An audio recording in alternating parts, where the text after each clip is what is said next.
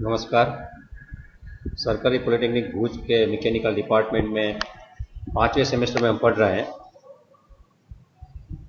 हम estimating, costing और contracting ये भी पढ़ते हैं और self employment and entrepreneurship development ये भी पढ़ रहे हैं। कुछ टॉपिक ऐसे हैं दोनों में कॉमन होते हैं और जो मैकेनिकल से संबंधित नहीं है लेकिन अर्थशास्त्र से संबंधित है, बिजनेस से संबंधित है, अपने धंधे रोजगार से संबंधित है, ऐसे टॉपिक हम पढ़ रहे हैं। तो मैं आज दोनों विषय में जो कॉमन चीज़ आ रही है और उसको हाईलाइट करने का प्रयास करूंगा। पहले थोड़ा रिवीजन कर लेते हैं हम। Self employment and entrepreneurship development में हमने थोड़ा देखा किसी भी बिजनेस के अंदर 7 रिसोर्सेज होते हैं, ये हमने देखा था।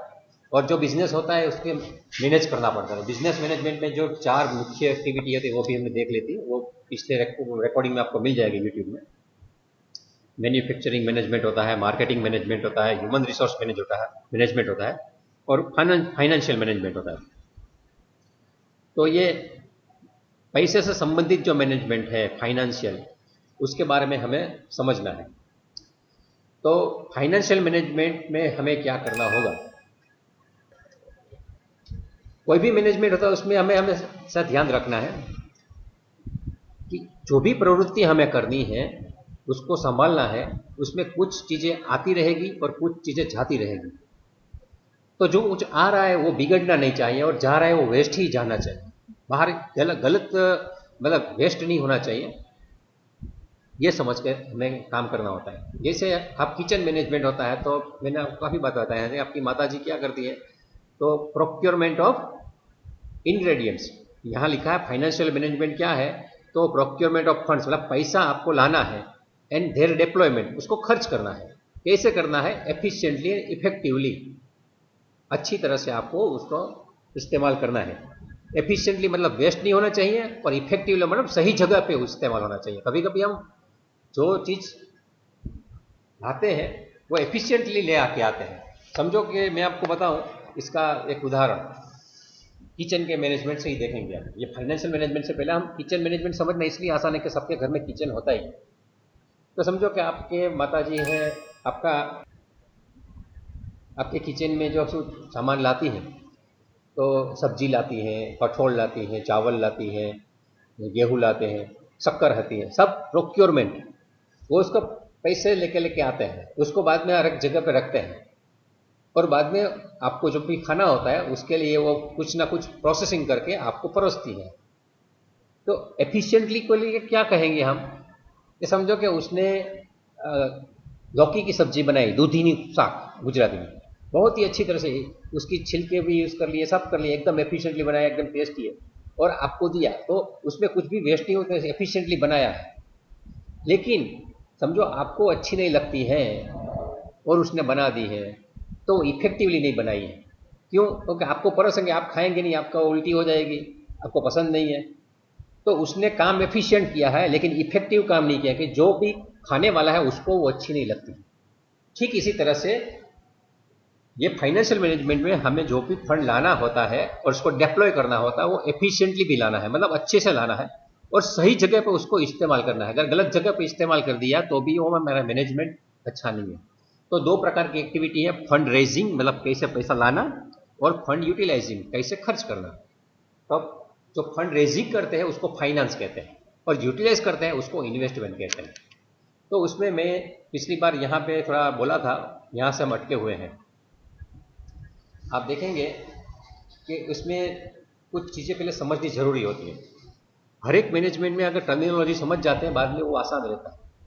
आप संगीत सीखते हैं, आपको सारे गम प ध नि इसका बेसिक कंसेप्ट ख्याल आ गया, बाद में आप उसके ऊपर से राग पे जाते हैं, उसके आरोह करते हैं, अवरोह करते हैं और बाद में संगीत की धुन बना सकते हैं। वैसे ही नहीं बनती। ठीक इसी तरह से आपको खाना बनाना है तो नमक क्या होता है, मिर्च क्या होती है, उसके कंटेंट से कितना फर्क पड़ता है, पानी कितना डालना चाहिए, कितना उबालना चाहिए, कितना तेल या घी डालना चाहिए, ये सब अगर आपको थोड़ा बहुत बेसिक कंसेप्ट पता है तेल और घी का, तभी आप उसको में सब्जी बना सकते हैं। ठीक इसी तरह से फाइनेंशियल मैनेजमेंट करने के लिए जाते हैं तो उसमें जो टर्मिनोलॉजी आती है वो समझ में ही नहीं आती है कभी कभी। तो ये समझने के लिए पहले हमें एक मैक्रो टर्मिनोलॉजी, मैक्रो मतलब ये बड़ी बड़ी बातें होती हैं, ये नेशनल इंटरनेशनल लेवल पे चलती है, अपने बिजनेस में इसकी बहुत ज़रूरत नहीं पड़ती है। लेकिन ये जो मैक्रो टर्मिनोलॉजी है उसमें सबसे पहले मैं आपको बता दूं कि आपके लिए ये डिप्लोमा लेवल है और उसमें बहुत ही लिमिटेड लेवल पे ही ज्ञान होना ज़रूरी है, नॉलेज होना ज़रूरी है। अगर आप बिजनेस में जाएंगे, बड़े बन जाएंगे तो आपकी बात अलग है। हमारे सिलेबस में ये 5 टर्मिनोलॉजी की सिर्फ थोड़ी थोड़ी छोटी नोट्स पूछते हैं एग्जाम में, जो बेसिक कंसेप्ट मालूम होना चाहिए। तो 5 टर्मिनोलॉजी हमें आती हैं, उसके नाम पे होना चाहिए कि आपको ये भी पूछ सकते हैं कि मैक्रो टर्मिनोलॉजी कौन कौन सी आपने पढ़ी है, नाम बताइए। तो 1 मार्क में पूछेंगे तो 5 नाम आपको आना चाहिए कि capital market, money market, primary market, secondary market and financial intermediaries. अभी ये सब का मतलब क्या होता है ये समझने का हम प्रयास करेंगे। मैंने अभी इंटरनेट चालू किया है और यहाँ एक मैंने money market and capital market, ये दो जो बड़ी टर्मिनोलॉजी है उसके बारे में यहाँ सर्च करके रखा है। ये मैं इसलिए दिखा रहा हूँ कि ये जो भी टर्मिनोलॉजी है उसके ऊपर पूरे हजार पन्ने के डिस्क्रिप्शन उपलब्ध है और हमें लिखने सिर्फ 5 वाक्य या 10 वाक्य है। तो आप कैसे ढूंढ सकते हैं? तो आप कहीं भी जाइए, गूगल कीजिए what is money market, what is capital market, तो आपको अलग अलग यूट्यूब चैनल पे उसका पूरा डिस्क्रिप्शन मिल जाएगा। लेकिन हमें जो चाहिए कैपिटल मार्केट क्या है और मनी मार्केट क्या है ये समझना। तो पहले समझिए कैपिटल मार्केट। हम सब कुछ चीजें खरीदते हैं, लेकिन अभी जब पैसा खरीदना है तो कहां से खरीद के लाएंगे और कब तक खरीद के रख सकते हैं? तो कैपिटल मार्केट में आपको पैसों के बाजार में जाना है, तो वहां आपको लंबे अरसे के लिए 15 साल, 20 साल, 25 साल के लिए जहां इक्विटी शेयर्स मिलते हैं, प्रेफरेंस शेयर मिलते हैं, गवर्नमेंट के बॉन्ड मिलते हैं, कॉरपोरेट डिबेंचर मिलते हैं, इसी तरह से आप जब भी कहीं से फंड लाते हैं जिसमें आपको पब्लिक इश्यू भी लेके आते हैं, तो वो सब कैपिटल मार्केट मिल जाती है। वो लंबे समय के लिए होता है। और मनी मार्केट क्या होती है? तो मनी मार्केट है वो छोटे समय के लिए होते हैं, बहुत ही कम समयावधि के लिए होती है। कम मतलब 1 दिन के लिए ऐसा नहीं है, लेकिन 5 साल, 2 साल, 3 साल इसके लिए होती है। तो जो पैसे आप छोटी अवधि के लिए लाते हैं वो जो हमें मिलता है वो मनी मार्केट गिना जाता है। जैसे मैं आपको बताऊं कि आपको ये नाम भी आपको सुनने में आएंगे तो समझ में नहीं आएगा, लेकिन ट्रेजरी बिल मिलते हैं या सर्टिफिकेट ऑफ डिपॉजिट मिलती है या कमर्शियल पेपर्स आते हैं, ये सब जो चीज़ आती है वो मनी मार्केट में आती है। ये शायद आपके पल्ले इसे नहीं पड़ेगा कि ये सब भी कैपिटल मार्केट में भी कुछ नई टर्म में डाल रहा हूँ, लेकिन कैपिटल और यहाँ एक डिफरेंस भी दिया है कि क्या फ़र्क है। तो मनी मार्केट एंड वो दोनों एक फाइनेंशियल मार्केट ही है। मनी मार्केट यहाँ लिखा है, देखिए, money market are use for short term lending on borrowing, usually the assets are held for 1 year और लेस। 1 साल के लिए आपको किसी के पास से पैसा लेना है तो उसके लिए मनी मार्केट है। और कैपिटल मार्केट कैसा? Capital market using long term securities, they are direct और इनडायरेक्ट इम्प्रूव द कैपिटल। मतलब ये लंबे अरसे के लिए होता है, 10 साल, 15 साल, 25 साल, 40 साल तक भी ये हो सकता है। तो इस हिसाब से कैपिटल मार्केट और मनी मार्केट दोनों जगह में मिलता क्या है? पैसे मिलते हैं। लेकिन अगर छोटे समय के लिए चाहिए तो वो मनी मार्केट से मिल जाता है और बड़ी जगह से मिलता है तो कैपिटल मार्केट से लेते हैं, ऐसा माना जाता है। तो कैपिटल मार्केट और मनी मार्केट, वहां से जब हमें बिजनेस करना होता है तब हमें पैसे चाहिए, लेके आते हैं। हमें क्या करना है? हमें डिप्लोमा करने के बाद या नौकरी करनी है या डिग्री करनी है, लेकिन अगर हम बिजनेस करना चाहते हैं तो हमें भी पैसे चाहिए। तो उसके लिए हमें भी कैपिटल मार्केट से पैसे लेने पड़ेंगे या मनी मार्केट से पैसे लेने पड़ेंगे। जो हम लोन लेते हैं वो इसी का ही एक प्रकार होता है, मार्केट में से लोन मिलती है। लोन वो ऐसे ही नहीं देते। अभी दूसरी बात है, मतलब 3 और 4 नंबर पे लिखा है primary market and secondary market. पैसे मिलते हैं तो जैसे एक मुख्य बाजार होता है और एक मुख्य बाजार नहीं होता है। जैसे बताऊँ क्या, आज सबको सब्जी खरीदनी है तो आप कहाँ जाते हैं? तो सब्जी मार्केट में जाते हैं। आप वहाँ से आलू खरीदते हैं और आलू बोले 1 किलो चाहिए, 2 किलो चाहिए, 3 किलो चाहिए, तो वहाँ आपको मिल जाएगा, सस्ते से ही मिल जाएगा। और प्राइमरी मार्केट में अलग सर सब जहाँ जाएंगे आप बोलेंगे मुझे 50 किलो चाहिए तो भी मिल जाएगा, 300 किलो चाहिए तो भी आलू मिल जाएगा आपको सब्जी मार्केट में। लेकिन जो छोटा एक रेकड़ी वाला होता है वो वहाँ से खरीदता है और बाद में आपकी सोसाइटी में आता है घूमने के लिए। कि चलो आलू ले लो, सब्जी ले लो, गेहूँ ले लो, जो कुछ भी मतलब घूमता है, या एक छोटे सा अपना काउंटर लगा के अपनी बैठ जाता है बाहर कहीं पे, तो ये जो होता है वो सेकेंडरी मार्केट। वो प्राइमरी मार्केट से परचेस करता है, समझो वहां से वो 10 रुपये आलू खरीदता है और बाद में वो बैठ जाता है और वो हमको 15 रुपये में देता है। तो ये जो होता है वो सेकेंडरी मार्केट होता है सब्जी का। ठीक इसी तरह से यहां भी जब हम पैसे लेने जाते हैं तब दो प्रकार की मार्केट होगी, प्राइमरी मार्केट और सेकेंडरी मार्केट। तो प्राइमरी मार्केट किसको बोलेंगे? जब भी किसी कंपनी को पैसे चाहिए तो जिनके पास ऐसे ही पैसे पड़े हैं, वो बिजनेस में नहीं है, उनके पास से पैसे लेने की प्रक्रिया आप करते हैं, उसको कुछ ऑफर देके, इंटरेस्ट देके, उनको बोलते हैं कि आप अपना पैसा घर पे ही पड़ा है, यूं ही क्यों पड़ा रहता है, बैंक में पड़ा है, क्या फायदा है, आपको 3% तो ब्याज मिलता है, इसके बदले आप काम करो मुझे दे दो। तो उसके लिए आप क्या करते हैं? कंपनी में से पब्लिक इश्यू लाते हैं। तो पब्लिक इश्यू शेयर मार्केट का जो आता है, जिसमें आपको पैसे लगाने होते हैं, तो उसको प्राइमरी मार्केट कहा जाता है। मतलब पहली बार जब हमारे घर में से हम पैसे उसको देते हैं तो वो अपना शेयर हमें दे देता है, कंपनी वाला डायरेक्ट देता है हमें, जिसको पब्लिक इश्यू बोला जाता है। आपको मालूम होगा, मैंने आपको moneycontrol.com में बताया था, कुछ पब्लिक इश्यूज आते हैं अलग अलग कंपनी में। तो आपका अगर डीमेट अकाउंट है बैंक में भी अकाउंट के काफ़ी प्रकार है, करंट अकाउंट है, सेविंग अकाउंट है, इस तरह का बैंकों में भी डीमेट अकाउंट भी आता है, गोल्ड का अकाउंट भी आता है, अभी तो लैंड का अकाउंट भी आ जाएगा। तो ये आप जाते हैं उसमें पब्लिक इश्यू करके आता है, और पब्लिक इश्यू में जो हम पैसा देते हैं वो प्राइमरी मार्केट गिना जाता है। और सेकेंडरी मार्केट क्या है? तो सेकेंडरी मार्केट मतलब वहां जो हमने लिया है उसको बाद में हम खरीदते बेचते हैं, उसको सेकेंडरी मार्केट कहा जाता है। जैसे मैं आपको बताऊं कि समझो कोई एक बड़ा सेठ है, वो अपनी कंपनी बनाता है और बोलता है कि चलो मैं अपना शेयर बना देता हूँ, एक बड़ी कंपनी का शेयर आपको ऑफर करता हूँ, मेरे 1 लाख शेयर है, एक शेयर की कीमत 100 रुपया है, जो भी मेरी कंपनी में पार्टनरशिप होना चाहता है तो उसको 100 के गुना में पैसा देना पड़ेगा। तो सेठ अपनी कंपनी की पार्टनरशिप 100 रुपया में हमें देता है, तो हम उसको दे देते हैं पैसा। समझो मैंने 5,000 रुपये दिए और 50 शेयर ले लिए, तो वो प्राइमरी मार्केट से उसने पैसा कलेक्ट किया है। लेकिन बाद में मेरे बाजू वालों को पता चलता है कि इसने तो 5,000 रुपये उस कंपनी का शेयर ले लिए, 10 शेयर ले लिए, 5,000 रुपये हो गए, लेकिन अभी मुझे भी उसमें ले जाना है, तो सेठ के पास जाएगा, भाई मुझे भी चाहिए, दे दो। तो सेठ बोलेगा मेरे तो सभी शेयर बिक गए हैं, मेरे पास कुछ नहीं है, मैंने जितने शेयर बोले थे वो सब ले चले गए, अभी मेरे पास सबके पैसे हैं, मैं बिजनेस कर रहा हूँ, अगर तुझे शेयर चाहिए तो मार्केट में कोई बेचता है तो ले ले।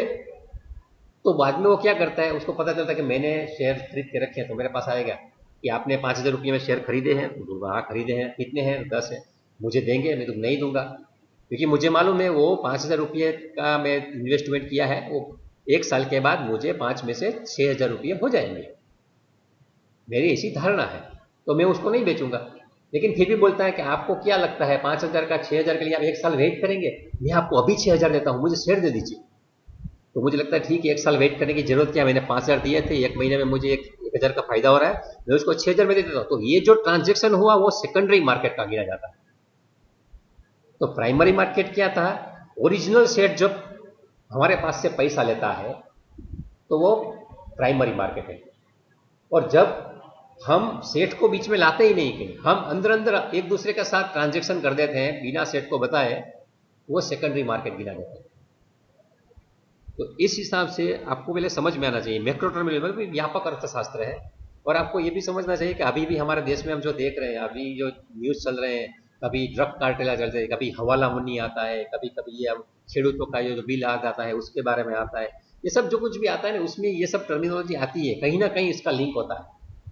आप जब भी दूध पाक खाते हैं तो उसमें चावल भी होता है, दूध भी होता है, केसर भी होता है, उसको हीट भी मिलती है, सब प्रोसेस्ड है। ठीक इसी तरह से जो भी न्यूज़ आती है ना, उसमें सब भी कुछ मिल के ही आता है, उसमें ईसीसी भी है, सीड भी है, मार्केट भी है, मैन्युफैक्चरिंग भी है, ड्रग्स भी है, क्राइम होता है, तो सभी में सब मसाला फिट होगा। लेकिन उसकी एलिमेंट आपको पता है तभी आप उसके बारे में कुछ तहकीकात कर सकते हैं, उसके बारे में सही मालूम है, सही क्या है और गलत क्या है वो समझ सकते हैं, वरना लोगों आपका दिमाग घुमा देते हैं।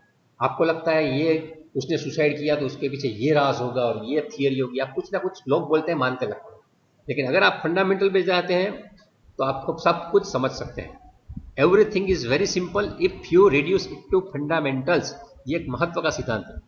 कोई भी चीज अगर आप उसके मूलभूत तत्वों पे ले जाते हो तब वो चीज बहुत ही आसान हो जाती है। तो इसीलिए सबसे पहले मूलभूत चीज समझनी है। इसलिए मैंने capital market, money market, primary market और सेकेंडरी मार्केट, इसका क्या क्या ओवरऑल पिक्चर है मैंने समझाने का प्रयास किया। लंबे समय के लिए पैसे लाते हैं कैपिटल मार्केट, 1 साल या उसके कम समय के लिए पैसे हैं वो मनी मार्केट से मिलते हैं। डायरेक्ट सेठ जो पैसा लेता है जो लोगों के पास से, वो प्राइमरी मार्केट है। और हमने जो शेयर वगैरह खरीदा है वो अंदर अंदर बेचते हैं। जो ठेला वाला जो मार्केट से जैसे आलू ला के बेचते हैं अपनी सोसाइटी में, इस तरह से उसको सेकेंडरी मार्केट बोलते हैं। तो आप जो भी जब भी देखते हैं शेयर मार्केट में ये सेंसेक्स बढ़ गया या निफ्टी बढ़ गया या कम हो गया, तो ये सेकेंडरी मार्केट है। निफ्टी और सेंसेक्स वो सेकेंडरी मार्केट है। वहां प्राइमरी मार्केट के लिए आपको किस में जाना है? आईपीओ पे जाना है। आईपीओ क्या है और शेयर मार्केट क्या है, फिर से एक बार मैं यहाँ आपको लाइव दिख। तो यहाँ मैंने अभी मनी कंट्रोल की साइट खोल के रखी है। यहाँ आप देखेंगे तो यहाँ अलग अलग चीजें जा रही हैं। यहाँ सेंसेक्स आ रहा है अभी 229 पॉइंट माइनस है। तो ये जो इंडिकेटर्स है वो सेकेंडरी मार्केट का है। ये शेयर मार्केट में जो लोग कितना शेयर खरीदते हैं बेचते हैं वो सेकेंडरी मार्केट का है। लेकिन आप यहाँ देखें, यहाँ आईपीओ कॉर्नर लिखा है।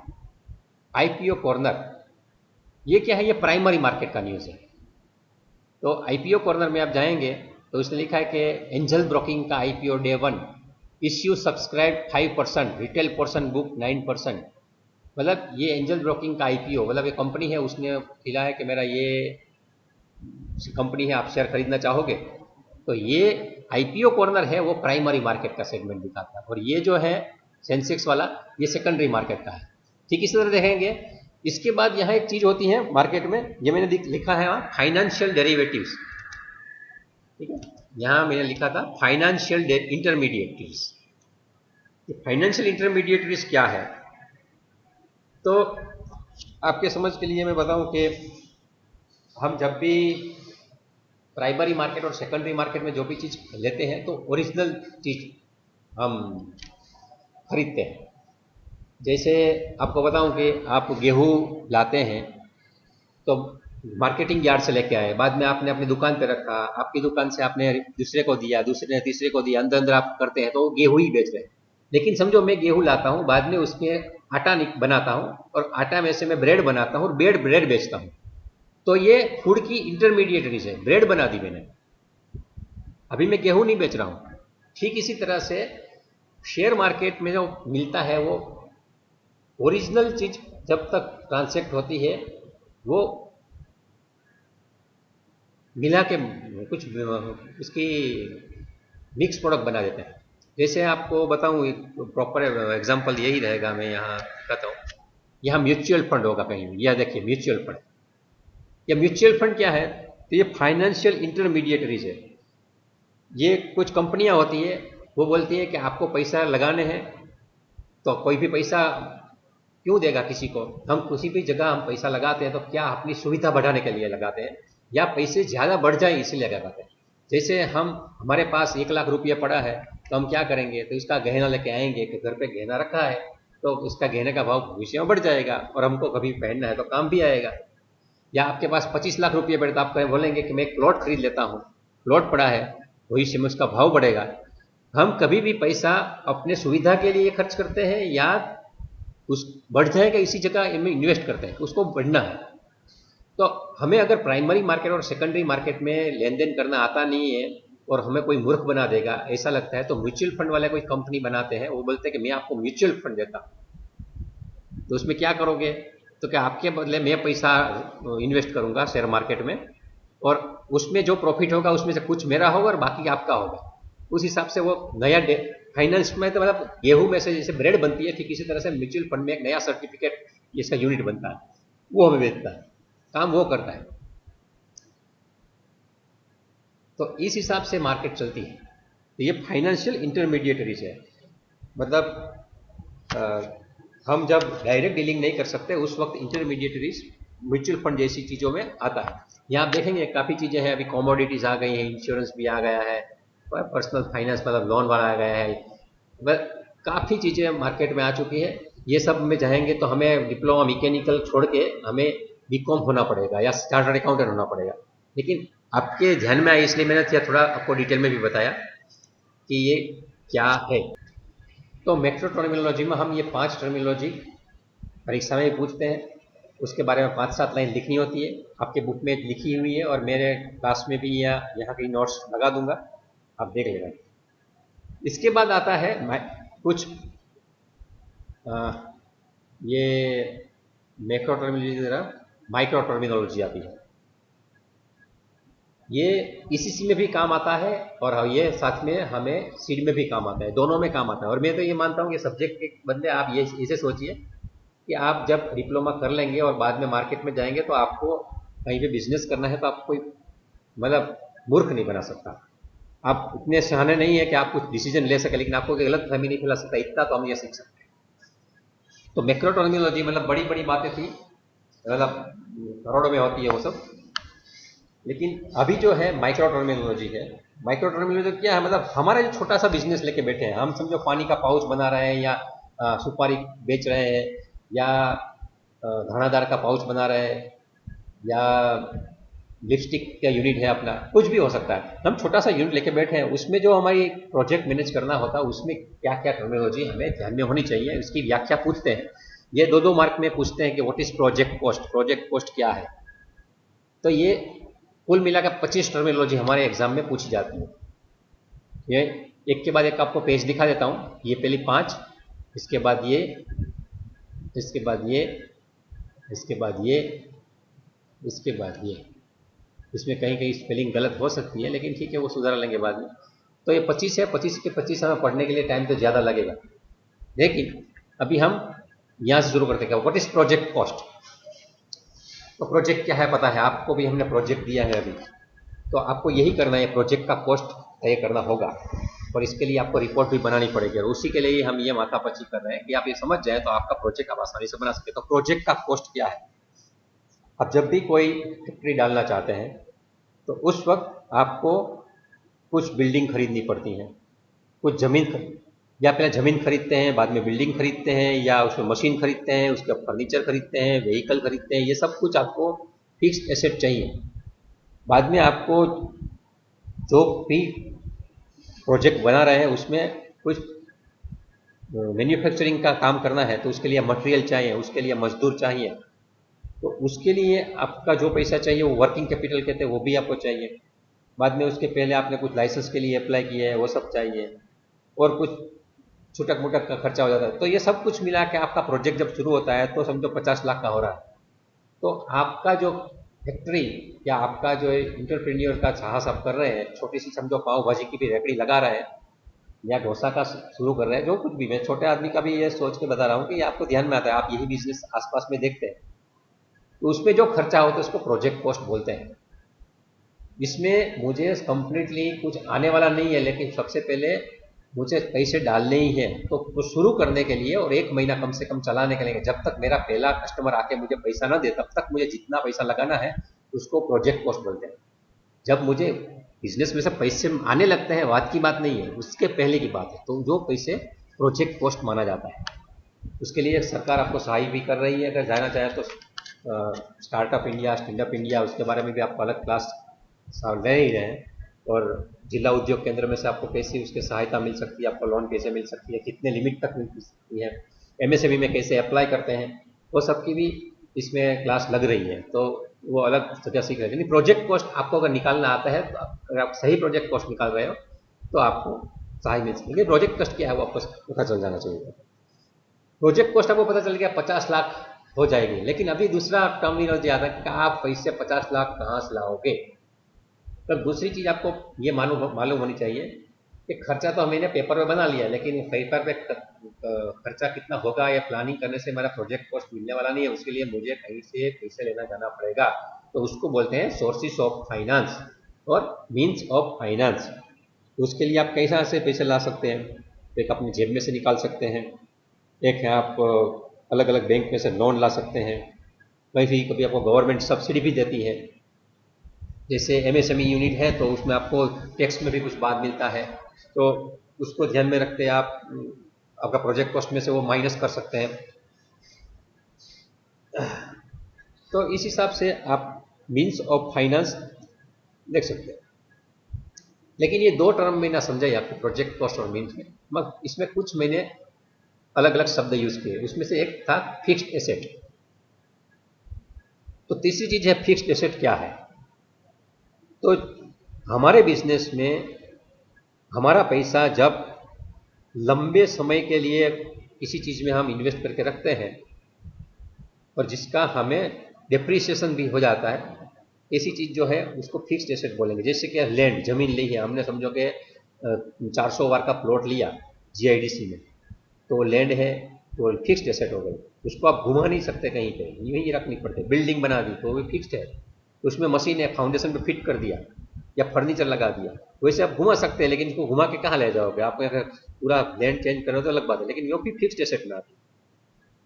तो ये जो कुछ भी चीज़ है, ये सब हमें एक बार बिजनेस शुरू करने से पहले खरीदनी पड़ेगी, और उसका हमारे मैन्युफैक्चरिंग के साथ कोई संबंध नहीं है।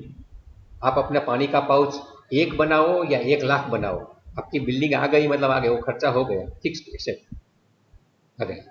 इसके बाद है करंट एसेट। फिक्स्ड और करंट में क्या फर्क है?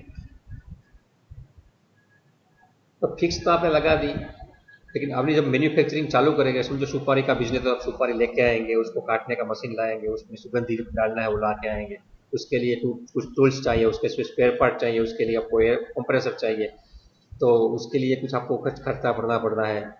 तो ये चलाने के लिए आपको उसको लाइट का बिल भरना पड़ता है। तो बिजनेस चलाने के लिए आपके पास जो एसेट चाहिए वो उसको करंट एसेट माना जाता है। जैसे समझो कि आप रू आता है, रुई, कॉटन, उसमें से हम समझो कपड़ा बनाते हैं, तो आपको रुई रखना पड़ेगा। उसके लिए रुई लेने के लिए जाओगे तो आपका व्यापारी के पास जाओगे, तो उसके पास पैसा देना पड़ेगा, तो वो पैसा कहाँ से लाओगे? बाद में आपने समझो कपड़ा बनाया, कपड़ा आपने व्यापारी को बेचा, तो व्यापारी बोला कि भाई मैं 1 महीने उधार पे देंगे क्या, तो आपने उधारी पे दिया, तो वो भी आपका करंट एसेट ही बन जाता है, क्योंकि आपने पैसा आपका रोक के रखा है। तो बिजनेस चलाने के वक्त जो पैसे चाहिए उसको करंट एसेट। इसके बाद आता है इक्विटी फंड। इक्विटी फंड क्या है? जैसे इसमें 25 आइटम है, लेकिन मैं ये पांचवी चीज बढ़ा के अभी यहाँ मैं स्टॉप करूंगा और दूसरी बातें मैं करूंगा, क्योंकि ये एक तरह से ये बोरिंग है। अब मुझे मालूम है आप में से कुछ लोग सो भी गए होंगे, क्योंकि हम मैकेनिकल लोग हैं, हमें हथौड़े से काम करने में, खाना पकड़ से काम करने की, ग्रीस वाले हाथों से काम करने या ड्राइंग बनाने में मजा आती है। ये चीज़ हमें रुचि नहीं देती है, लेकिन करे भी क्या, क्योंकि मार्केट में रहना है, जिंदगी में जीना है, तो पैसे चाहिए, और पैसे ऐसे झाड़ पे नहीं उगते हैं। जैसे हमारे पूर्व प्रधानमंत्री ने एक बार कहा था, पैसे झाड़ पे नहीं उगते, पैसे के लिए मेहनत करनी पड़ती है, और इसके लिए हमें ये पढ़ना पड़ेगा, नहीं तो हमें लोग मजदूर बना के ही रखेंगे। आप देखेंगे अपने देश में काफ़ी लोग मेहनत करते हैं लेकिन गरीब ही रह जाते हैं, काफ़ी टैलेंट है लेकिन फिर भी गरीब ही रह जाते हैं। क्यों? क्योंकि उनको बेसिक चीज़ ये मालूम नहीं रहती है, और लोग जो एकदम प्रोफेशनल होते हैं उसका इस्तेमाल कर लेते हैं। इसके लिए कानून भी कभी कभी ऐसे बन जाता है। तो हमें ध्यान में रखना है कि ये चीज़ क्या है, प्रोजेक्ट कॉस्ट क्या है, मुझे फाइनेंस मिलेगा, मेरे इसको फिक्स एसेट कहते हैं, इसको करंट एसेट कहते हैं, एकदम बेसिक 1 2 3 4 जैसा है। बाद में आपको साइन थीटा कॉस्ट थीटा आएगा। तो इक्विटी फंड क्या है? तो इक्विटी फंड एग्जैक्टली आपको समझाने के लिए एक मैं एग्जांपल दूंगा कि आपको एक बिजनेस के लिए 50 लाख का प्रोजेक्ट कॉस्ट आ रहा है, आपने ऐसा पूरा कैलकुलेशन किया है। अभी आपको मीन्स चाहिए फाइनेंस के लिए, तो आपने फिक्स्ड एसेट और करंट एसेट के लिए 50 लाख का प्रोजेक्ट कॉस्ट होगा, इतना गिन के आप मीन्स ढूंढने जाते हैं, तो आपको लगता है कि 15 लाख मेरे पास पड़े हैं और 35 लाख में गवर्नमेंट से लोन ले लूंगा। तो जो 15 लाख रुपये आप निकालते हैं उसको इक्विटी फंड कहा जाता है। ये आपका खुद का है। 35 लाख आप कहीं और से लाने वाले हैं, बैंक को देना है आपको, तो इसमें आपका इतना कंट्रीब्यूशन नहीं है। इसके साथ ये भी है कि आपका 50 लाख का बिजनेस है, तो आपके पास तो 50 लाख की मूड़ी है ही, लेकिन आपने बिजनेस में 15 लाख ही डाले हैं, 35 लाख आपने घर पे रखे हैं, तो भी ये आपका इक्विटी फंड तो 15 लाख ही मानेगा कि बिजनेस 50 लाख का बिजनेस है, उसमें आपने सिर्फ 15 लाख आपने डाले हैं। तो इसलिए जब भी आपकी ऑडिट होते हैं या कभी कुछ गोलमाल होती है, कुछ होता है, तो आपका इक्विटी फंड देखा जाता है, आपका घर पे पड़ा उसका अलग इस तरह से हिसाब होता है। तो जो भी फाइनेंशियल ऑडिटर्स आते हैं वो सभी तरह के पैसे देखते हैं, ये पैसे कहाँ से आए, ये पैसे कहाँ से आए और ये पैसे कहाँ से आए। जैसे जब भी हम कहीं पे जाते हैं, अपने घर पे जाओ तो पानी भरा होता है सभी जगह पर, कहीं पे बाल्टी भरी हुई है, कहीं पे ड्रम भरा हुआ है, कहीं पे मटका भरा हुआ है, कहीं पे एक छोटा सा गिलास भी भरा हुआ है। आपको पूछा जाए कि भाई ये मटके में पानी कहाँ से आया, तो आपने बोला कि उसको मैंने आरओ प्लांट से फिल्टर करके रखाया है। आपके टॉयलेट में एक बाल्टी भरी है, वो कहाँ से आया, तो वो ओवरहेड टैंक में से मैंने नल से भरा है। तो जहां जहां भी पानी है वो कहीं ना कहीं से आया हुआ है। आपको पूछेंगे कि आपके ओवरहेड टैंक में से पानी कहाँ से आया, तो आप बोले म्यूनसिपालिटी से आता है। म्यूनसिपालिटी में कहाँ से आया, तो बोलते तालाब से या डैम से आया है। डैम में कहाँ से आया, तो वो कुदरत भेजती है। तो हर एक जगह की कुछ ना कुछ इन होती है और उसके बाद उसको कहीं ना कहीं पे डाला जाता है, और जहां रहता है उसके हिसाब से वो फंड होता है। तो आपके पास 50 लाख रुपए है, लेकिन आपने बिजनेस में डाला है जितना पैसा, और वो बिजनेस का आपने क्लोज सिस्टम बना के रखा है, जैसे अपनी थर्मोडाइनमिक्स में क्लोज सिस्टम होती है, उसकी तरह आपका बिजनेस भी एक क्लोज सिस्टम है। तो उसमें आपने जितना पैसा डाला है अपना, उसको इक्विटी फंड कहा जाता है। ठीक है, अभी थोड़ा सा वक्त है इसलिए हम आगे भी देख लेते हैं। तो ये 5 माइक्रो टर्मिनोलॉजी हो गई। अभी आगे में जाते हैं नेक्स्ट टाइप पे। तो डेब्ट फंड आता है। तो डेब्ट फंड क्या है, तो जैसे मैंने बताया था उस वक्त कि आप बिजनेस के लिए 50 लाख का प्रोजेक्ट कॉस्ट निकाला है और 15 लाख आप खुद निकाल रहे हैं और 35 लाख समझो आप बैंक से ले रहे हैं, तो ये बैंक से लिया हुआ जो फंड है उसको डेब्ट फंड बोलता है। तो ये डेब्ट फंड हर एक जगह पर कुछ ना कुछ कंडीशन पे हमें मिलता है। और ये चीज भी बहुत जरूरी है कि कोई भी कंपनी अच्छी कैसी है और कितनी बुरी है, वो जानने के लिए इस कंपनी के ये दोनों फंड देखने चाहिए। उसका इक्विटी फंड क्या है और डेब्ट फंड क्या है। डेब्ट टू इक्विटी फंड दोनों का रेशियो समझो कि आपका 50 लाख का बिजनेस है, आपने बोला कि मेरा 1 लाख रुपया है और 49 लाख का लोन है, तो कैसा रहेगा, कोई भी विश्वास नहीं करेगा आपको कि 1 लाख रुपया लेके वो 49 लाख का लोन लेता है, क्या होगा, कुछ नहीं होगा। लेकिन आप 25 लाख निकालते हैं और 25 लाख का ही लोन लेते हैं, तो आपकी पानी जगह तो बहुत बड़ा सेट है, 25 लाख का खुद का निकला, फिर 25 लाख का लोन लिया। तो कौन सी कंपनी अच्छी गिनी जाती है, उसका एक निश्चित इक्वेशन होता है। तो डेब्ट फंड और इक्विटी फंड, ये दोनों का रेशियो इंपॉर्टेंट है।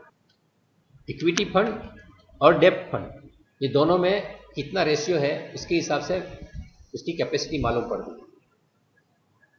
इसके बाद जो चीज है कॉस्ट ऑफ प्रोडक्शन।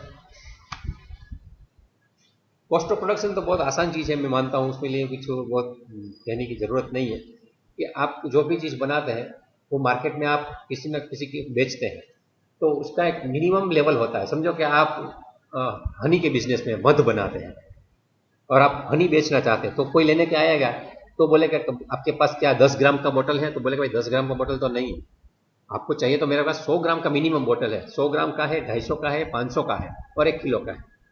तो आपका ये यूनिट होता है, उसका आपका कितना खर्च हो रहा है।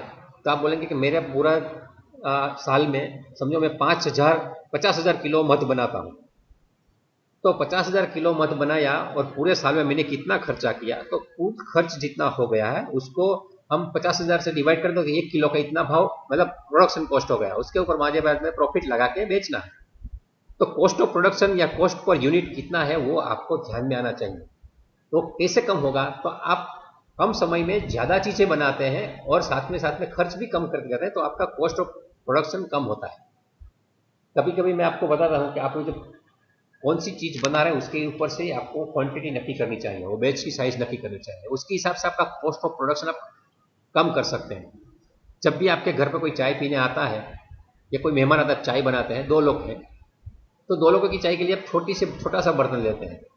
लेकिन उस वक्त समझो कि आप लगता है कि आप मैं बड़ा सा बर्तन ले लेता हूं, तो आपका कॉस्ट ऑफ प्रोडक्शन बढ़ जाएगा, क्योंकि चाय 2 लोगों की बनानी है और आपने बड़ा बर्तन ले, उसको हीट करने में ही टाइम चला जाएगा। तो इसके हिसाब से आपको आपका प्रोडक्शन कितना है, आप कितना प्रोडक्शन करना चाहते हैं, उसके हिसाब से आप अपने संसाधनों का इस्तेमाल करेंगे तो आपका कॉस्ट ऑफ प्रोडक्शन कम होगा। लेकिन कॉस्ट ऑफ प्रोडक्शन क्या है, जितना प्रोडक्शन हुआ है उसका खर्च हुआ है उसका डिवाइड बाय क्वांटिटी कर दो तो कॉस्ट ऑफ प्रोडक्शन मिलता है। और उसके बाद हमें जो प्रॉफिट लेना है उसके हिसाब से सेलिंग प्राइस निश्चित करनी है। समझो कि आपका मध है, आपका 100 रुपये किलो पे आपका प्रोडक्शन हो रहा है और मार्केट में आप इसको बेचना चाहते हो, तो कॉम्पिटिटर को देखोगे और इसके हिसाब से सोचोगे कि मैं 150 में बेचूंगा, 150 रुपये किलो तो चलेगा। जैसे मार्केट में भाव अभी 900 रुपये तक चल रहा है, तो 900 रुपये में सेलिंग प्राइस मध का। तो कॉस्ट ऑफ प्रोडक्शन में जो प्रॉफिट ऐड करके आप बेचते हैं तो सेलिंग प्राइस बनती है। लेकिन समझो कभी कभी क्या होता है, ये दोनों चीज समझनी बहुत जरूरी है, थोड़ी सेंसिटिव भी है। आजकल आप देख रहे हैं कि अपने देश में कभी बिल आया है जिसमें किसानों के साथ जुड़ी हुई कुछ बातें हैं। तो बेसिकली इसमें कुछ लोग आंदोलन भी कर रहे हैं कि ये क्या हो गया, क्यों हो गया। मैं इसके डिटेल में वैसे नहीं जा रहा हूं, लेकिन किसानों के विरुद्ध में कुछ भड़काया जा रहा है लोगों को। अगर किसानों को ये मालूम पड़ता है cost of production and selling price, तो कभी भी आंदोलन नहीं करेंगे। समझो कि आप किसान हैं, आपके पिताजी किसान थे, होंगे, पता नहीं, लेकिन ज़्यादातर किसानों को मैं मिला हूं, जहां भी मिला हूं, मेरी आदत है इसे मिलने की, तो बोलते हैं कि सर ખેડૂતનું કોઈ થયું નહીં સર, ખેડૂત તો કેટલી મહેનત કરીને મરી જાય પણ કાંઈ આવે નહીં, તમે છેલ્લે રડવાનું જ હોય। तो कभी कभी सोचता था ऐसा क्यों होता है। वो बोलता है कि सर हमने टमाटर किए थे, इतना अच्छा टमाटर का भाव होता है, 80 रुपये 100 रुपये टमाटर मिलते थे, तो हमने सोचा टमाटर की खेती करते हैं। लेकिन जब हमारे घर में टमाटर आ गए तो अभी मार्केट में 2 रुपये टमाटर किलो मिल रहा है, मुझे कोई भाव देने को तैयार नहीं है, मैं क्या करूं। और टमाटर ऐसी चीज है आप स्टोर भी नहीं कर सकते, और आपको अगर बेचना भी है टमाटर तो आप मंडी में एपीएमसी में ही बेच सकते हैं, आप डायरेक्ट सेलिंग नहीं कर सकते हो। आप किसी फैक्ट्री वाले को बोलो कि चलो मेरे जैसे आप टोमेटो का सॉस बनाते हैं और टमाटर ले जाओ, तो नहीं दे सकते हो। वो बोलेगा मैं आपके पास से नहीं ले सकता, क्योंकि भारत के कानून ऐसे थे। भारत में ऐसे कानून थे कि कॉस्ट ऑफ प्रोडक्शन जो है खेडूत का कितना है वो देखना ही नहीं है, सेलिंग प्राइस वो एपीएमसी वाला निश्चित करता था। तो कॉस्ट ऑफ प्रोडक्शन से सेलिंग प्राइस जब भी नीचे आ जाता है तब आदमी को सुसाइड करना पड़ता है। अपने देश में किसानों को बहुत ही आपघात का प्रमाण था कि कभी भी देखो रोज एक किसान ने आत्महत्या कर ली, ऐसे समाचार आते थे। क्यों आता था? तो ये जो कॉस्ट ऑफ प्रोडक्शन, मेरे पास 10 बीघा जमीन है और इसमें मैंने गेहूं बनाया, गेहूं में इतना मेहनत किया और एक क्विंटल मतलब 100 किलो मुझे 1200 रुपया पड़ रहा है, तो 1200 रुपया का मेरा गेहूं बन गया है। अभी मुझे इसको लेके मार्केटिंग यार्ड तक जाऊंगा तो मुझे दूसरा 50 रुपया लग जाएगा, तो 1250 में मेरा क्विंटल में जा रहा हूं, वहां बोलता कितना, तो कभी देना है तो दे दो, 1100 रुपया लगेगा। तो आप सोचो 150 रुपया लॉस करके मुझे बेचना है, लेकिन आप बेच भी नहीं सकते कहीं पे। आपकी सेलिंग प्राइस वो निश्चित करता है, आप नहीं कर सकते हो। आपके पास सेलिंग प्राइस निश्चित करने का कोई राइट नहीं होता है, तब ऐसी चीज होती है। और ये समाजवादी देशों में होता था। अपने देश में भी 1960 और 70 के आसपास ये कानून आया था कि आपको किसान अपनी उपज केवल सरकार द्वारा तय स्थान या सरकारी मंडी में ही बेच सकता है। इस मंडी के बाहर किसान अपनी उपज नहीं बेच सकता, और इसी मंडी में कृषि उपज की खरीद भी वही व्यक्ति कर सकता है जो उसमें रजिस्टर्ड हो, दूसरा नहीं। मतलब समझो कि मुझे आप पे दया आ गई कि चलो मेरा पास पैसा भगवान ने दिया है 50 लाख है, और ये किसान बोल रहा है कि मुझे 1200 रुपया नहीं 1500 रुपया चाहिए मैं बेचना है, तो मैं जहां जाके खड़ा हो जाता हूं कि चलो मुझे 1500 में, I am ready to purchase, मैं 1500 में दे दूंगा। क्या है उसका 1250 का हुआ है मैं जानता हूं, और मैं 1500 में खरीदूंगा। तो आसपास वाले जो चमचे होते हैं जो रजिस्टर्ड होते हैं वो आके आंदोलन करेंगे कि वो तो मुनाफाखोरी कर रहा है और वो कर रहा है और ये कर रहा है, और मुझे पीटेंगे और मुझे जेल भिजवा देंगे क्योंकि मैं रजिस्टर्ड नहीं हूं। तो मतलब इस सारी व्यवस्था के पीछे ऐसा तर्क था या कुतर्क था कि व्यापारी के पास डायरेक्ट सेलिंग के लिए जाता है तो किसान को परेशानी होती है, तो ये अच्छी चीज नहीं है। इसके बदले हम ये करते हैं कि यहाँ एक मंडी बनाते हैं, वहां आके बेचेगा, तो उसमें बहुत परेशानी होती थी। इसीलिए ये अध्यादेश लाए गए अभी, और किसानों को फायदा है कि किसान अगर जो अपना कितना भी कॉस्ट ऑफ प्रोडक्शन है वो निश्चित करना चाहिए कि मेरा ये पूरा 10 बीघा का जमीन था, इसमें मैंने इतना काम किया और ये 3 महीने में इतनी मेहनत मजदूरी की, इतना लोगों को मैंने रोजगार दिया, इतनी दाढ़ी दी, दिहाड़ी दी। तो ये हिसाब लगा के उसको पता चलता है कि मेरा अभी ये जो आलू है ये मुझे 5 रुपये केजी पड़ रहा है, तो मुझे 5 से ज़्यादा ही बेचने हैं। अभी कोई आके मुझे बोला कि 2 में बेचना है तो मैं नहीं दूंगा, क्योंकि हम दे देते हैं, क्योंकि हमारे पास कोल्ड स्टोरेज नहीं है, लेकिन उनके पास कोल्ड स्टोरेज है, वो रख देंगे। और बाद में अभी जैसे प्याज के दाम बढ़ गए 80 रुपये किलो और आलू 35 रुपये किलो, ऐसे वो बेचते हैं। तो 5 रुपये की प्राइस हमारी जो होती है कॉस्ट ऑफ प्रोडक्शन, उसकी सेलिंग प्राइस हम 5.5 तक नहीं रख सकते थे, वो दूसरी पार्टी निश्चित करती है। इसी को ये समझेंगे कॉस्ट ऑफ प्रोडक्शन और सेलिंग प्राइस, तो आपको कोई तकलीफ नहीं होगी।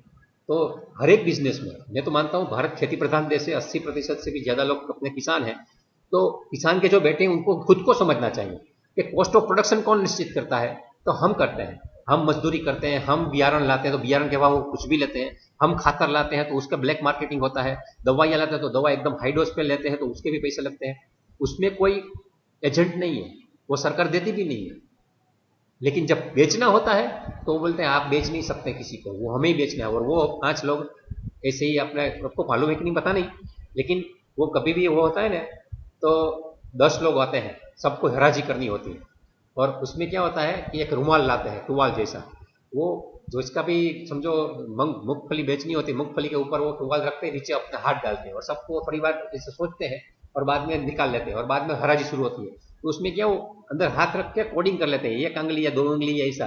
तो उसमें किसको बोलना है किसको नहीं बोलना है, तो महाराज कोई बोलेगा 110, कोई बोले 115, 120, तो 120 पे और अटक जाता है, वो 121 कोई बोलेगा भी नहीं। और बाद में वो खेडूत को बेचारों को पाईमाल कर देते हैं, वो वापिस भी नहीं ले जा सकता। 2 ट्रैक्टर लेके आएगा, उसका डीजल का पैसा कौन देगा। तो ये सबसे मुक्ति मिल जाए, इसीलिए ये किसानों को आज़ादी देने के लिए ये नया बिल लाया गया है। तो इसके लिए सेलिंग प्राइस तय करने की जिम्मेदारी किसकी है। किसान बोला मैं बेचूंगा।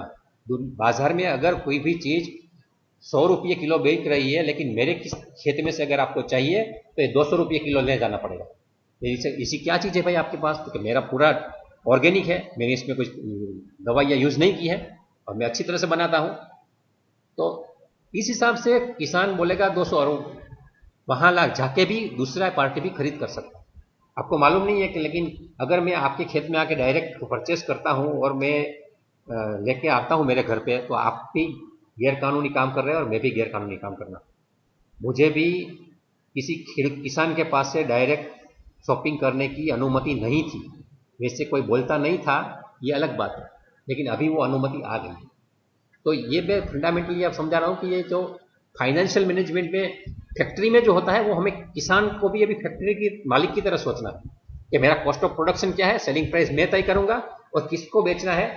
तो ये भी मैं तो मानता हूँ, आप लोग अगर अभी बहुत अच्छे पढ़े लिखे लोग बन गए हैं, अगर आप किसान हैं या आपके गांव में खेतीबाड़ी है, आप किसान नहीं है, तो आपको अभी ऑनलाइन पोर्टल शुरू करना चाहिए कि मेरे गांव का कितने किसान है, इसका लिस्ट बनाइए, क्या क्या करता है, उसके सर को मिलिए, लिस्ट बना के आप उसकी ऑनलाइन साइट बनाइए कि मेरे जो गांव है रामपुर गांव में से अगर आपको गेहूं चाहिए तो इतने किलो मिल जाएगा, इतने पैकिंग में मिल जाएगा, इतना हाइजीनिक मिल जाएगा। ये पूरा बना के आप नेट पे डाल दीजिए, जिसको भी चाहिए वो आपके गांव में ऑर्डर देगा ऑनलाइन, आप उसको पूरा करके भेज दीजिए। एक अच्छा बिजनेस सेट भी कर सकते हैं आप।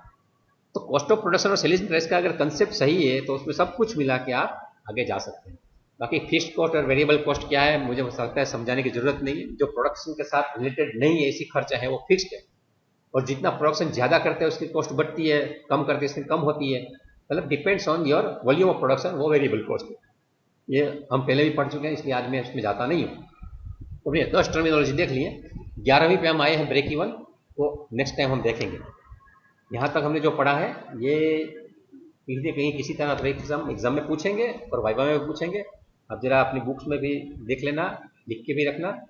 और कोई अगर सवाल है तो आप मुझे कैसे संपर्क कर सकते हैं आप जानते हैं।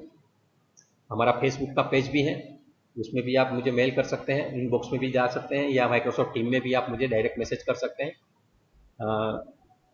तो ये विषय में अभी आगे क्या है कि बाद में हम पढ़ेंगे। आपका बहुत बहुत धन्यवाद।